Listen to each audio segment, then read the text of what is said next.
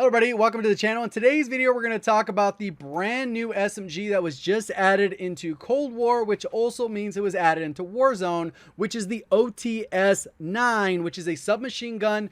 Pretty decent damage, as it said, low recoil, decent fire rate, but a little bit smaller magazine. We'll talk a little bit about the various stats and how you probably want to build this weapon. I have had the opportunity to max this thing out, and I'll tell you how to unlock it as easy as possible, because it's actually pretty straightforward and easy once you figure out the right method. If you enjoy the video, learn something new, please do me a favor, hit the like button. If you're brand new, want to find your way back, double check, make sure you are subscribed with notifications on.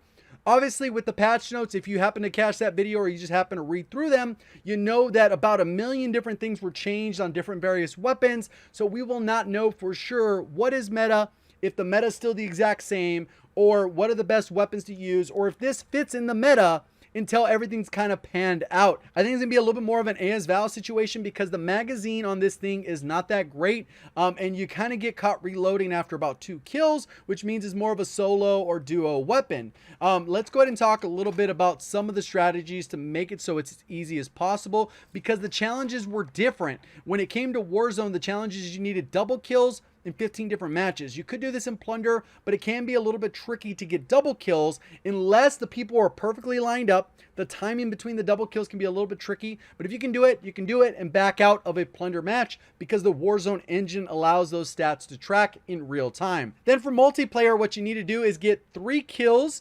while someone is affected by your tactical in 15 different matches, and these are matches you cannot leave. So in Cold War, obviously try it at your own risk, but more often than not, it does not count, or once you finish, it resets so you got to redo it anyways. And you're not going to be able to equip all the attachments in Warzone without fully unlocking the weapon. So that's what you're going to have to do. The easiest thing was those decoy grenades. You throw them in close proximity. You throw 2 of them with danger close on the 6v6 face-off. Maps are small, you'll get 3 almost instantly. The problem with using stuns is most people are using tac mass, which doesn't count. Smokes is a little harder to see your target. So on and on and on. That's probably the easiest route. Zombies, it would take you incredibly long because you got to go ahead and destroy those things that disappear, which I don't remember the name from, but I do have them on my spreadsheet, so it is there for clarification. So that's pretty much how those ones work. Let's go ahead and talk a little bit about stats. So the stats are pretty straightforward here. I only did the first damage drop off because the damage range is pretty solid. It does drop all the way off to like 18. I'll have to get a little bit better standardized testing once I can get a full private match together. But for basic terms, it's going to have similar damage drop off of a lot of the other SMGs, which isn't great, probably around 12 to 15 meters. Obviously, you stack it with the GRU suppressor, task force, you're going to stretch that out a little bit. But the RPM, rate of fire, which we've talked about before, this is how forgiving the weapon is. 850 RPM is pretty dang good, pretty solid within the meta. Damage per mag, because it only has a 40 round mag when you max it out, is 1430, which is a little bit below the meta, but the Mac 10 sat at like 1,000 forever, and people still enjoyed the Mac 10. So more than likely, it's going to be very similar for you. I don't think the thing has a ton of recoil.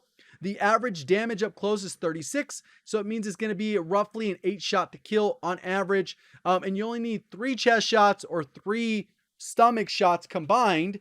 So as long as you hit them in the center somewhere, you're going to kill them in approximately 8 shots, which gives it a really fast TTK of 500 milliseconds or so, as you can see there. You can see the 3 kills after tactical, 50 Tempest within 2 seconds of them spawning. And then you got the 2 double kills in 15 different matches. I don't know if that one got updated because there was an update, but obviously I completed it, so now I'm not able to see it anymore. And we did pretty much standardized testing to do that. I jump into the private match, shoot the bot, measure damage, shoot the bot, measure damage, shoot the bot, measure damage. And you can see that the headshot for further would be like 40 right here if I were to complete that. And then the next damage drop off would be a little bit lower as you get further away. And then you'd end up with 20 and 18 for the damage. So kind of see how it stacks. It doesn't have the biggest headshot multiplier, about 50% here from limbs, 1.5. So pretty standard headshot multiplier up there with a lot of the SMGs. In terms of meta, like I said, it's too soon to know exactly what's going to be what. At the end of the day, it kind of comes down to what mode you play the most. I think when the time I spent playing it on Rebirth, because I did get a chance to play with it on Rebirth, there are plenty scenarios where it feels like it actually kills pretty fast and it has that melty factor. which I'll show you in a couple clips on the screen right now. When I have this gameplay in the background, you can definitely see in these two gunfights right here, this is kind of the regular standard TTK in a regular match where people are fully plated, and it gives you kind of an example here that the gun doesn't have a lot of recoil. It could be used a little bit further, but the 40 round mag is a huge, like, holding the gun back, considering that you can get 50 with the MP5, which sometimes feels like it runs out of ammo. You can get the Bullfrog, goes up to 80 and, you know, 85, and then you got the PPSH 71.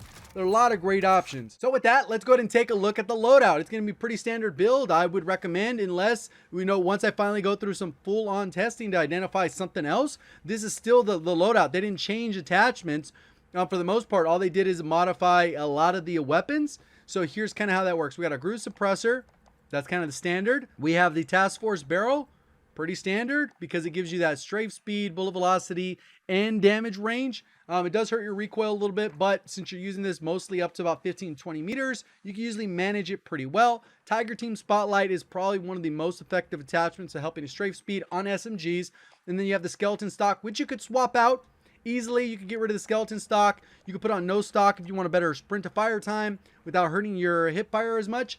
If you want to go with better aim down sight, you can go with Serpent or Gru Elastic. And then under barrel, you could go with that Spetsnaz grip. That's kind of the standard go-to, obviously, with the weapon. Is it good? Yes. Does it compete with the TTK? Yes, but so did the nail gun, and nobody hardly used that because you get penalized so much with the ammo. AS Val in higher game modes, really not the thing that people use. So I think this is going to be kind of one of those things that's really good for solos and duos. When you go into trios, it will work really well for you, but beyond that, it kind of gets a little bit wonky. It does kill fast. Will it probably get a nerf? Not unless they change the mag size, but it's going to be a lot of fun to use, at least while it's in its current state, which is pretty okay. If you enjoyed the video, learned something new, please do me a favor, hit the like button. If you're brand new, want to find your way back, double check, make sure you are subscribed with notifications on. Appreciate all the support. Thank you for watching. As always, have a great day.